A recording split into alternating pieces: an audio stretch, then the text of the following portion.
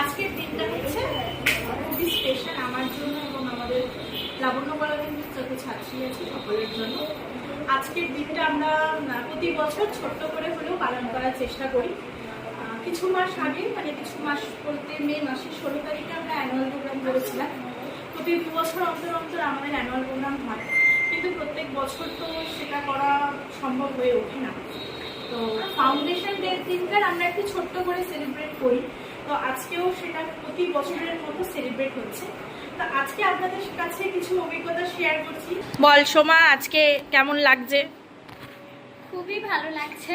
ছোট থেকে এত বড় হয়ে গেছি, কখন বড় হয়ে গেছি, কতদিন কত বছর মাঝখানে চলে গেছে জানি না। শুধু তো নাচ শেখা নয়, আরও অনেক কিছু দিদির কাছ থেকে শিখেছি, অনেক ভালোবাসা। এবং আমরা এত দিন যে এত বছর আমরা চাই, এই 16 বছর না, আরো বছর বছর আমাদের এই দিনটা একটা মজাদার অভিজ্ঞতা। বা আমি তো তোদের এত বকেছি, অনেকবার হয়েছে এমনটা যে বকা দেওয়ার জন্য আমরা বাইরে বেরিয়ে গেছি, ক্লাস করিনি, বৃষ্টিতে ভিজেছি, আবার ক্লাসে চলে এসেছি।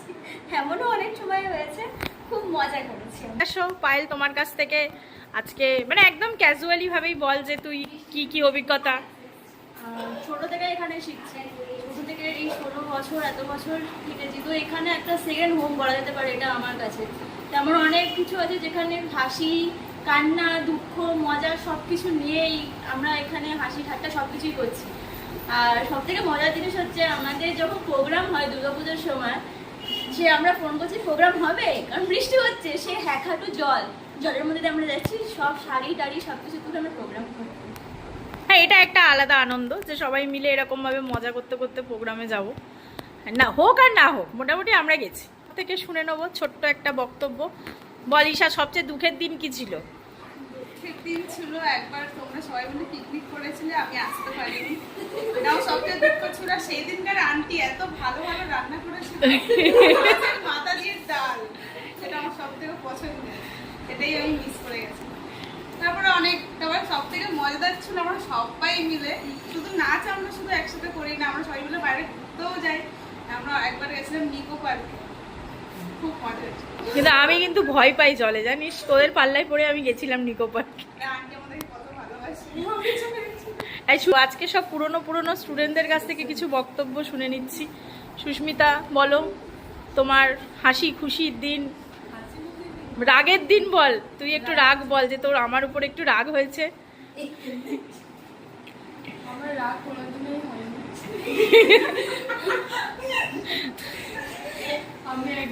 আমি মাঝখানে অনেকদিন ছুটি করার জন্য একবারই মনে আছে, তখন আন্টি আমাকে গ্রুপ থেকেই বের করে দিয়েছিল। আর একটা প্রোগ্রাম ছিল ভালো, সেখান থেকেও বলেছে তোকে করতে হবে না, তুই চলে যা, তোকে করতে হবে না, তোর করার দরকার নেই। তারপরে আমি ঘরে বসে বসে কাজ দিলাম।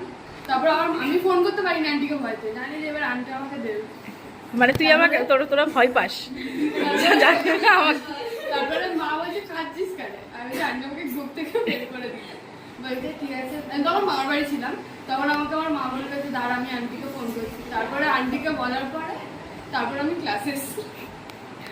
তুই কামাই করছিলিস, অনেক কামাই করছিলিস, সেই জন্যই তোকে গ্রুপ থেকে বার করেছিলাম। এখানে দুটো নন্দিনী আছে আমাদের গ্রুপে, এটা বড় নন্দিনী। বল। হ্যাঁ, একটা স্পেশাল জিনিস, আজকে বড় নন্দিরও জন্মদিন।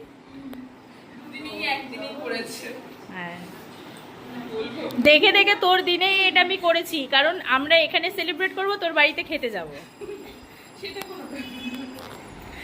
বল, সবচেয়ে কষ্ট পেয়েছিস, হাসি পেয়েছিস, কি করেছিস? কষ্ট কোনোদিনই পাইনি, সবসময় হাসি। এইটা বলবি না। ডান্সের ক্লাসে কোনোদিনই কষ্ট পাইনি। বলতে এটা হচ্ছে কিরকম পেন রিলিফার হচ্ছে যে একটা মেন্টাল পিসের জায়গা, যেখানে অল টাইম যখনই যাই হোক না কেন, ঘরে যাই হোক না কেন, এখানে একটা পিস পাওয়া যায়। আর সে তো পাওয়া যায়, কিন্তু আমি তো যথেষ্ট বকি, সেটাই আমি জিজ্ঞাসা করছি যে শান্তিটা কোথা থেকে পাচ্ছিস। রাগ হয় না, সিরিয়াসলি কোনো রাগ হয় না। আর আমার তো ভালো লাগে, পরের দিন আরেকবার ভয়ের চোটে সব মিলে আবার বকা খেয়ে চলে আসি। সেটা তো ঠিক আছে। আর শুধু নন্দিনীর একটা কথাই বলবো, নন্দিনী সেবারে সুন্দরবনে বাঘ নিয়ে চলে যাচ্ছে, ও বাঘ লোককে নিয়ে লোক চলে যাচ্ছে, এক্সপ্রেশন দিচ্ছে কান্নার, ও সুমনও পা টানতে টানতে হেসেই যাচ্ছে। মহিষাসুর দুর্গাকে বধ করে হাসে। হ্যাঁ, ও বেসিক্যালি মহিষাসুরের রোলটাই করে, মহিষাসুরের রোলটাই করে। তার আগে তোকে পিটিয়ে দিতে হবে, 2-4টে পিটিয়ে দিয়ে তারপর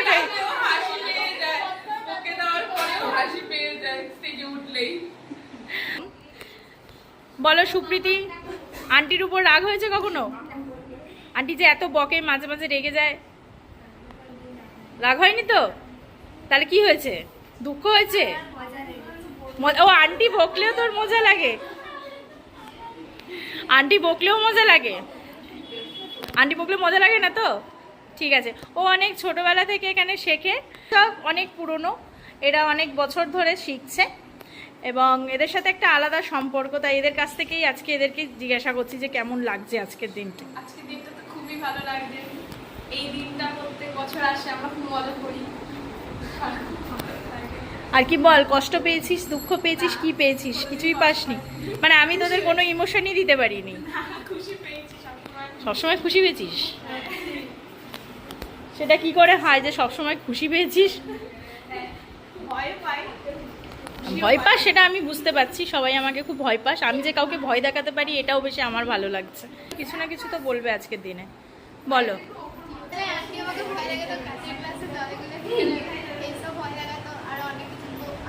মানে ভয় দেখাচ্ছি বলেই তুই না শিখছিস? তাহলে ভয় দেখাটাও ভালো লেগেছে? ঠিক আছে বলো, ভালো খারাপ কিছুই লাগেনি, কোনো অভিজ্ঞতাই হয়নি, শুধু ভালো অভিজ্ঞতা? এ হচ্ছে ববিতা, ঠিক আছে, অনেক সিনিয়র ছাত্রী, এখন কন্টিনিউ করে না, কমপ্লিট হয়ে গেছে। কিন্তু আমি আজকে জিজ্ঞাসা করব এত বছর পরে যে আমার কোন কথা খারাপ লেগেছে, কোন কথা হাসি লেগেছে, আমাকে ভয় পায় কিনা। সবাই বলেছে আমাকে ভয় পায়, তুই বল। ভয় পেলে তো আমি সেভাবে ভালোবাসতে পারবো না। যখন ডান্সের সময় যেটা ভুল হবে অবশ্যই দিদি না বললে, আমরা দিদির কাছে শিখতে এসেছি মানে দিদি যদি না ভুল বলে তাহলে আমরা কখনোই শিখতে পারবো না। তো সেক্ষেত্রে ডান্সের সময় ভয় পেয়ে চলতাম যে ডান্স ভুল হলে পরে বলবে, কিন্তু আদারওয়াইজ মানে নিজের টিচার হিসেবে নয়, নিজের বা দিদি হিসেবে বা নিজের বাড়ির লোক হিসেবে সবসময় ভালোবেসেছি। আর ভয়টা শুধুমাত্র ডান্সের সময়, মানে এছাড়া আমাকে কিন্তু ভয় পাওয়া যায় না। আর একটা মজাদার ঘটনা বল, যে মানে হাসতে হাসতে পেট ব্যথা হয়ে গেছে। দিদির কাছে দুজন ছাত্রী ভর্তি হয়েছিল তখন পুরোনো ক্লাসে। তো দিদি তখন বলেছে, দিদি তখন খুব সিরিয়াস, সবাই সিরিয়াস, দিদি বকছে। তো দিদি তখন বলছে তোরা কি ডান্স করবি না, যা গিয়ে বসবার। ওরা সত্যি ভেবেছে, ওরা গিয়ে বসেও পড়েছে। তো সেটা নিয়ে সবাই হো হো করে হেসে উঠেছে, একটা সিরিয়াস মোমেন্টে, মানে ওরা জানে না যে দিদির কথা বলার ধরনটা কিরকম। তো ওরা ভেবেছে সত্যি বসতে পারেছে, ওরা গিয়ে বসেও পড়ে, শুয়েও পড়েছে। ওটা আমাদের খুব ফানি লেগেছিল ওই মোমেন্টে দাঁড়িয়ে। না ওরা স্ট্রেট ওয়ার্ড, আমি বলেছি বসে পড়তে, ওরা বসে পড়েছে, বসে হচ্ছে, ওরা হচ্ছে বাধ্য।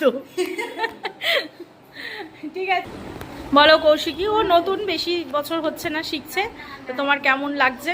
খুবই ভালো লাগছে এখানে এসে, এখানে এত সবার মধ্যে থেকে নাচ করছি। এখানে মানে সবাই আমার থেকে অনেকটাই বড়, সেখানে দিদিদের থেকেও নানা অনেক কিছু শিখছি। একসঙ্গে যে সবাই মিলেমিশে কিছু করতে হয় এটাও শিখছি, খুব ভালো। ও খুব ভালো, খুব ইমপ্রুভ করছে, আশা করি খুব ভালো করে করবে। যারা নতুন, যারা পুরনো, অনেকেই আছে, সকলের কাছ থেকে যতটুকু সম্ভব যারা কিছু তাদের অভিজ্ঞতা শেয়ার করেছে, তো জাস্ট সেটাই আমি সকলের সাথে শেয়ার করছি। আর ওরা সবাই মানে খুব ভালো, ভালো বলতে শুধু বলবো না যে ভালো ডান্স করে বলে ভালো, ভালো শিল্পীর থেকেও বড় কথা হচ্ছে ভালো মানুষ হওয়া উচিত। ভালো মানুষ হলে তবেই ভালো শিল্পী হতে পারবে। তো ওরা খুব ভালো মনের মানুষ, ওরা সত্যি মানে বছরের পর বছর কেটে যায়, প্রচুর বকি, মাঝে মাঝে বকি এমনকি যে ছেড়ে দিয়ে ক্লাস করতে হবে না, বন্ধ করে দিচ্ছি, হ্যাঁ আর আসতে হবে না তোদের, কামাই করলে প্রচুর বকি। কিন্তু সত্যি কথা ওরা কোনো কিছুরই খারাপ ভাবে নেয়, সব জিনিসটাই যে ঠিক আছে আন্টি বকেছে আবার পরের দিন আসে। এমনও অনেকে আছে যে শুধু ক্লাসে হেসেই যায়। হ্যাঁ এরকম তো প্রত্যেক ব্যাচেই একটা করে আর দুটো করে আছে, যে সবাই শুধু বকলেও হাসবে, এমনি কথা বললেও হাসবে, সে শুধু হাসে। এরকমও স্টুডেন্ট আছে, কিন্তু সত্যি কথা তাদেরকেও বকলে হয়তো বকছি, পারছে না বা ভুল করছে বা বারবার কোনো একটা কারণে কামাই করছে, তো সেগুলো বকাঝকা করি, কিন্তু সত্যি ওরা ওদেরকে প্রচুর প্রচুর ভালোবাসা, কারণ আজকে এই লাবণ্য কলা কেন্দ্র একা তো সম্ভব হতো না, তো ওদের ক্রেডিটটাও অনেকটা। আর সমস্ত অভিভাবক যারা লাবণ্য কলা কেন্দ্রের সাথে যুক্ত আছেন তাদেরকে অসংখ্য ধন্যবাদ। আমি চাই যে তারাও যেন ভবিষ্যতে লাবণ্য কলা কেন্দ্রের সাথে থাকে এবং লাবণ্য কলা কেন্দ্রের পাশে থাকে সবসময়। ফলে আশীর্বাদে ও ভালোবাসায় বহু দূরে